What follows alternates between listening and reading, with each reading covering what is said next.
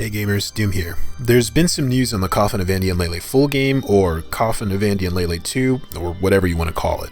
Nemlei, the creator of the game, dropped a devlog post, as well as an update to the current game about 12 hours ago as of the making of this video. I'm going to do a quick run through of the changes, as well as news about the stuff to come.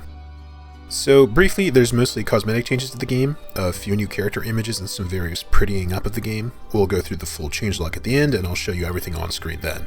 Old save files aren't going to work on the new system, and I'll explain why at the end, so that's one thing.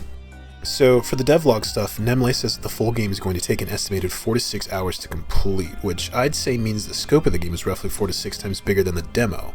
Since the dev says that the demo takes 1 hour, so we're going to be getting quite a bit more Andy and Leyley content. The dev also drops 3 screenshots, so let's take a look. First of all, we get this sinister looking shot. The text reads, "Someone has entered the room." We see the dynamic duo in a new location, and it looks like it's nighttime due to the darkness, and we see strange red eyes floating around the periphery.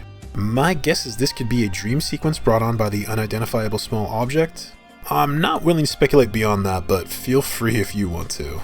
The next preview we get is classic incest bait, as we see Ashley being a bit cheeky.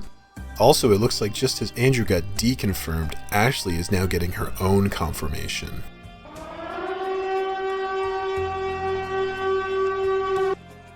Finally, we have what looks like to be a group of cultists, implying that whatever organization those guys were a part of is more widespread than we thought.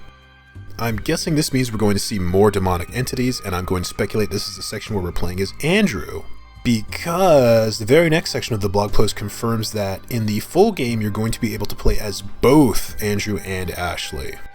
The dev says it'll be mostly predetermined who you play as, but there will be sections where you get to choose. The dev also states that due to the differences between the siblings, they'll deal with things differently. This could be hinting at actual plot differences depending on who you play, since it's confirmed there are multiple endings, or it could just mean you get different flavor text since they have different personalities. Now, something else really cool the dev is doing is they're going to make it easy to translate the game. This is really neat for any fans that don't speak English, as from now on it's going to be easy to translate. Nemlei has even provided resources to change the menu icons to other languages. This is a really classy move. Welcome to the fandom, non-English speakers. Finally, we wrap up the blog post with Nemlei claiming that the development won't take too long, but who knows what that really means as no date is given for completion. In addition to this, Andy and Leyley now have a canon last name, Graves. Yep, Andy Leyley Graves. We get this cute new art as well as some quick facts about the pair. Ashley, 20 years old, basically a bad person, and Andy, 22 years old, doormat extraordinaire.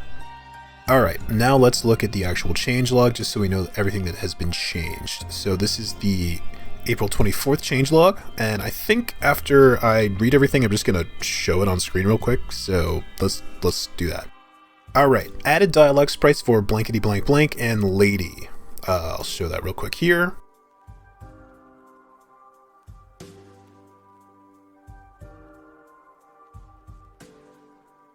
Added control guide to the start of the game plus game menu. Main menu now has button images and a link to the store page. Episode 1 splash page plus audio cue. Alternative end to the battery quest, can keep batteries.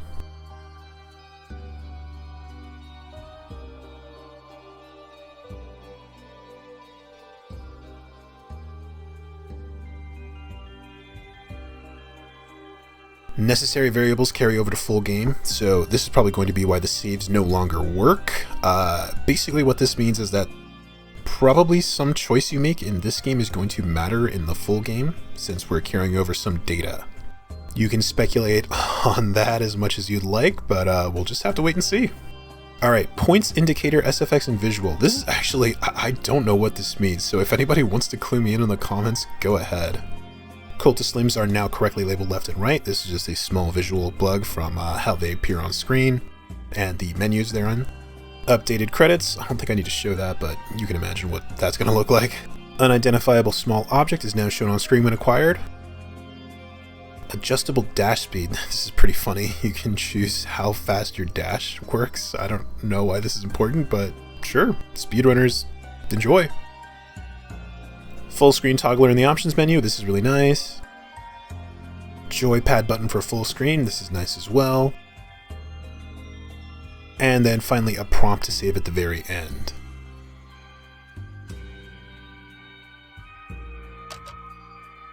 Alright gamers, that's the end of the news for now. I guess I'll keep you updated if anything happens. Enjoy the wait for the full game. Doom out.